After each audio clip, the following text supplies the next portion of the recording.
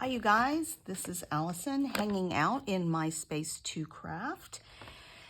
I just finished another page. I've been using a lot of blue, navy, and pink lately. Here are the scraps I have left. These are all Shimelle papers, so they coordinate beautifully. I have more of these sort of backgroundy pattern papers. I don't have a lot of this fun circle paper, so I'm going to cut it into strips to get as much as I can out of it. I have this ready-made printed sentiment. It says, happiest birthday wishes to you. I'm going to trim that down, try and make it a tiny bit smaller, just so it doesn't take up quite as much space on the page. I will mat it, probably with this paper. And then when I was making the previous page, I put a lot of sequins on it, and it made me want to stop and make a shaker pocket. So that's what I'm going to do. So I kept my sequins out. I've added some little beads to it that make great shaker elements. I have a few other things. And then I pulled out my pocket dies. I love these. They do make great, because they're nested, they make great shaker pockets. That one might be a little too big, so let's go one smaller, and that will be the outside. I apologize if y'all can hear my dogs making a ruckus. They're fighting on the stairs. I think that's a good size for a shaker pocket. So the general idea will be happiest of birthday wishes to you. And I also, from my Shimelle paper pad, I have this gold embossed butterfly. So I think that might be cute at the top as well. And of course it coordinates all of these papers. So that may be all I need. I may end up not needing these scraps.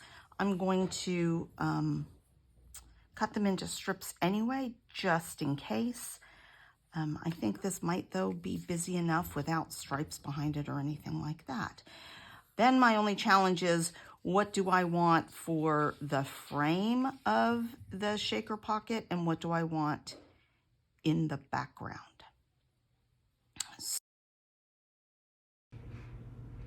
So, you guys, I've sped this up at 3 times speed.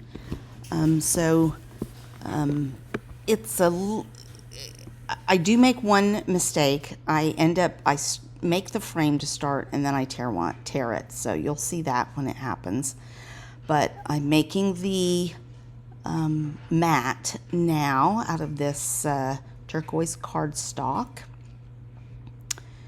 And I will use the blue paper here for the background paper. And I think I end up cutting it wrong the first time. The turquoise paper, I think I cut too big. So I have to go back in and make an adjustment.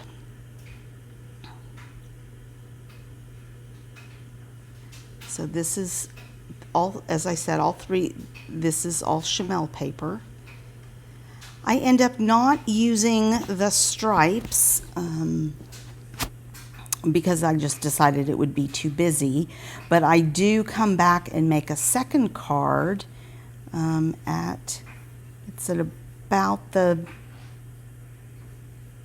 maybe the 8-minute mark. I'll double check that, using the stripes. So I use the same background and then just put stripes on it. So here I'm looking, do I want to do the stripes? Do I need the stripes? I don't think so. Mostly because what I have going on there with a shaker pocket and the large sentiment is enough. So I'm trimming this down. I do this several times. just to get it as small as possible. So even after I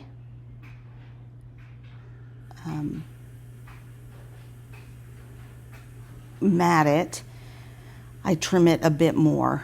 I also use my corner chomper to turn it into a ticket. The other side is a scalloped corner rounder, and I really like it. I should use it more often. I keep reverting to this ticket corner, and I really like it. So here I'm making some adjustments. Wasn't straight. And then when I go to lay it down on the paper, I decide it's too big, it's too long, so I'll end up cutting it a bit more so that it doesn't expand past that blue background on the paper.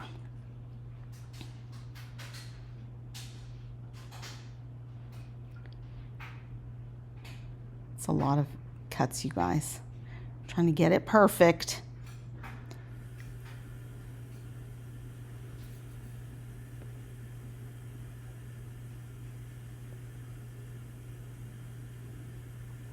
All right, I corner chomp it, and then I'm like, oh, that's kind of long.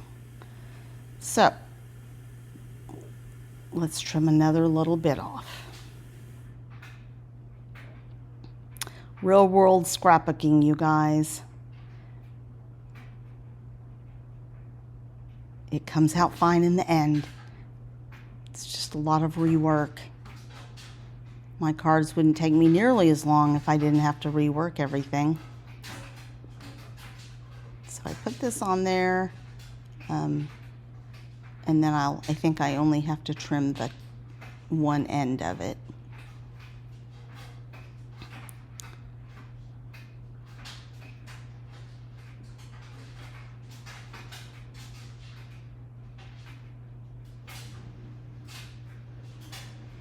And then I'll go off. You won't have to wait for me to do the die cutting.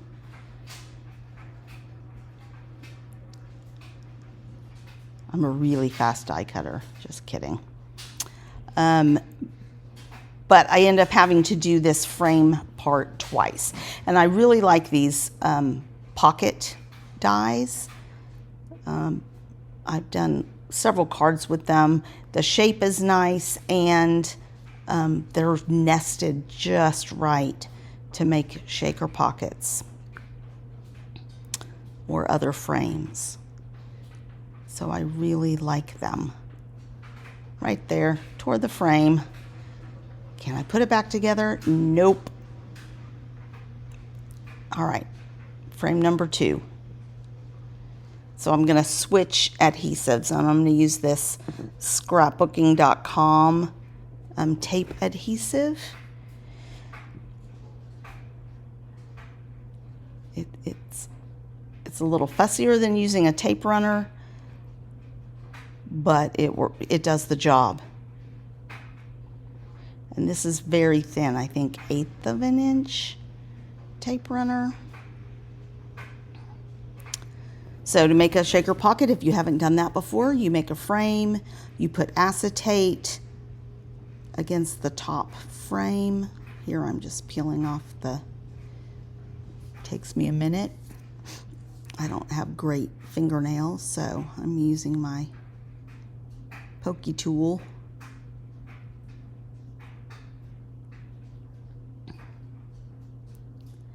So you put acetate on your frame.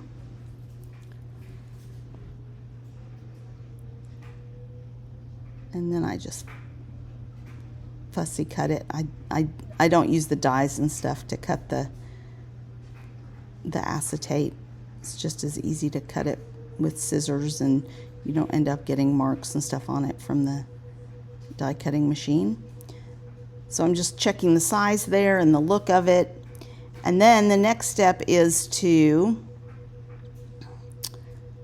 go to the back of the frame. I'm just trying to make sure it's clean, and then add dimensional adhesive. to it so that there's space for the little shaky bits to shake around. And this is a pretty easy one to do. You just have to make sure there are no gaps in your adhesive. Otherwise, the pieces will pop out. And here I'm going to make a little shaker selection. I end up using 2 different colors of the pink, and then some of the same sequin colors that I had put on the page. And some gold, and I'm using the gold because there's some gold on the butterfly that I am going to fussy cut. So here I'm looking, these are some Sizzix sprinkly bits. They have some little tiny sequins in there, so I'm trying to get a variety of sizes and a few different textures in there. I looked at that, putting those gems in there, decided not to. Added another color of pink.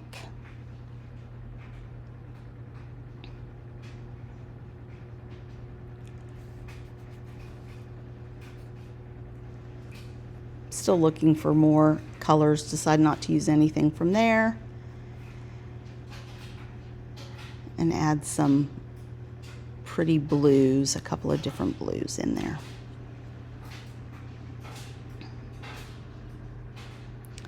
All right, and then you peel off the adhesive and sandwich them together.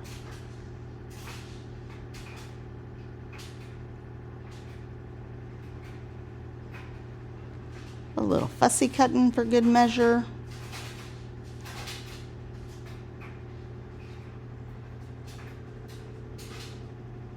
Sorry about that noise in the background, you guys, if you can hear that. My washer is going. It's late at night and my daughter is doing laundry.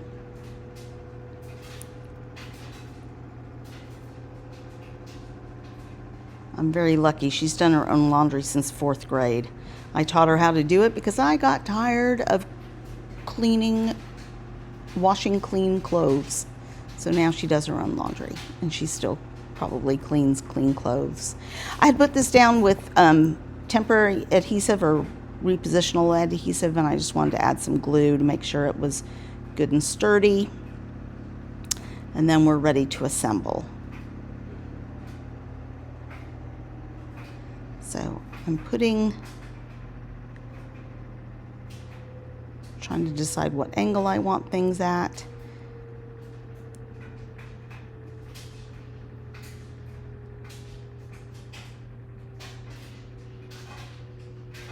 And then I'm going to put glue in the center of the butterfly, and then I'm going to come back in and put some dimensional adhesive just under the wings to make sure that it sort of stays popped up there. And I think that card came out real cute. Here I'm looking at, do I want to add more sequins? And I decide no. I don't think it needs them. They looked a little random there. So I just am keeping it to the shaker pocket. And I think we're going to move on and do another card. After I glue this down. So on to card 2.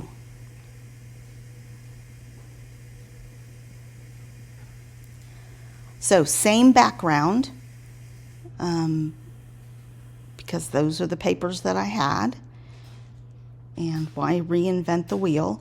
So now I have all these strips. I've cut them to a 1/2 inch, and I'm going to audition them and see how do I want them on this background paper.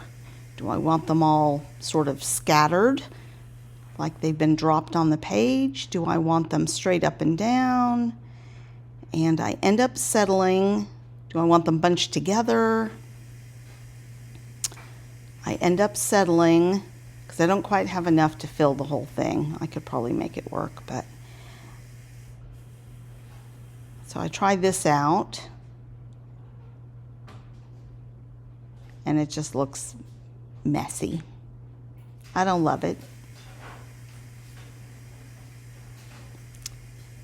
So we're going to settle on everything at an angle in just a minute.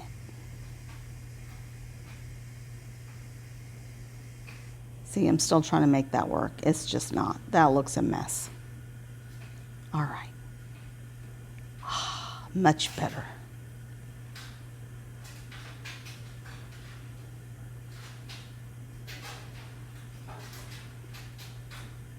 So now I'm just trying to order them, figure out the order that I want things in.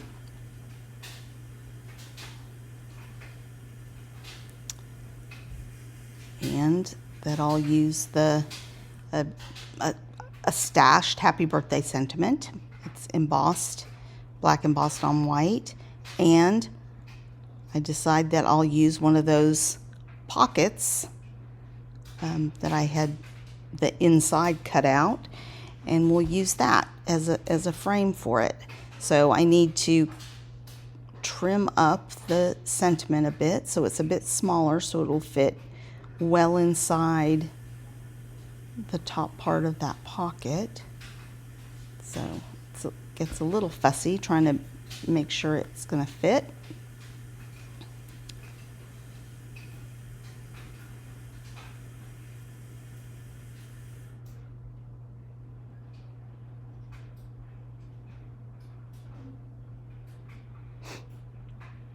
And we're finally there. So I'm going to do this and then sort of set it aside and focus on.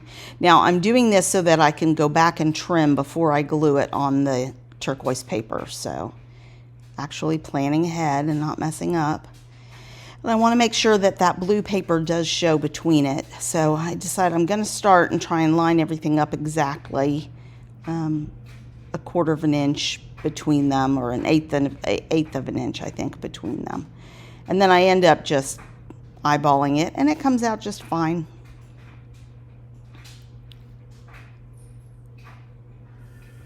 So I'm just putting them all at a diagonal.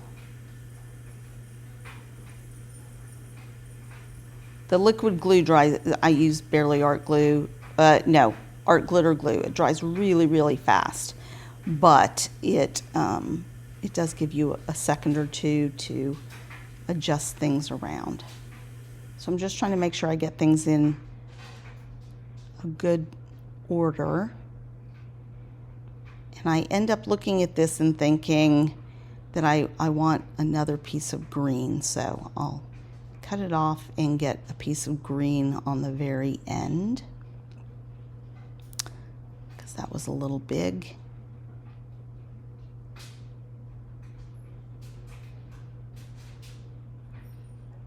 And just flip it over and trim it off.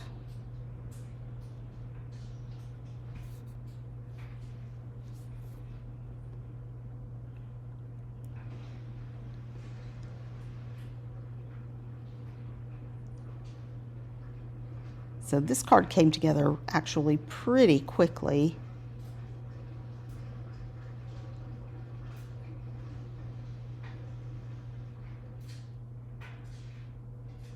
And then now I just have to figure out where I want that happy birthday sentiment. I am going to pop it up to add some dimension. So it was kind of the shape of it was bothering me down there at the bottom, so I'm going to turn it into a little bit of a banner, which works better. And it's going to end up at the top left of the card. So now I'm looking for another butterfly. As well, keep it similar to the other one. And just a real pretty pink and orange butterfly.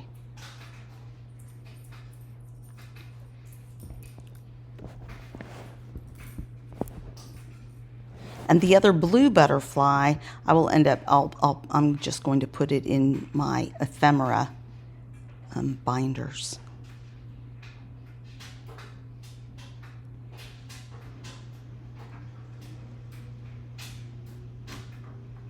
Some gold sequins, because there is some gold on that butterfly. So just trying to tie those things together. So I'm still trying to decide. This is the hemming and hawing time. And then I think that's the winner.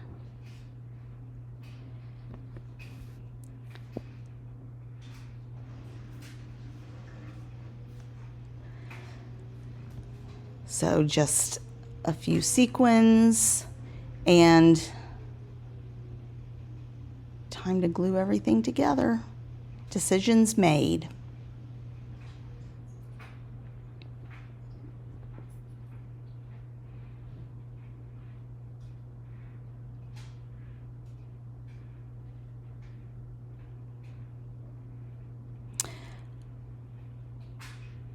And I had cut one piece of 8.5 by 11 in half, but just made the card base for one of them. So this is my second card base.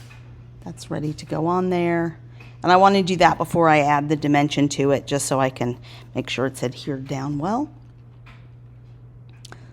So we're almost finished, and then I'll slow down and go to the real-time voice for the review of 2 cards made from my scrapbook layout scraps. And I am popping up those wings so it will sit up on the paper a little bit. And then this is me trying to decide where to put those sequins. And then the bottom sequins are going to be like a trail of the butterfly.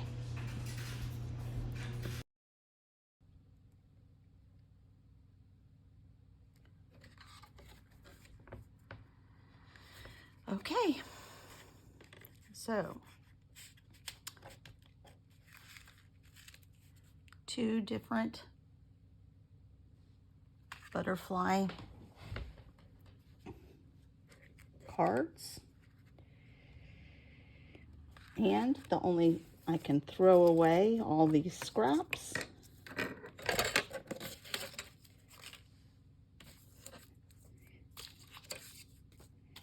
And I only have this one really to put away. Thanks, you guys.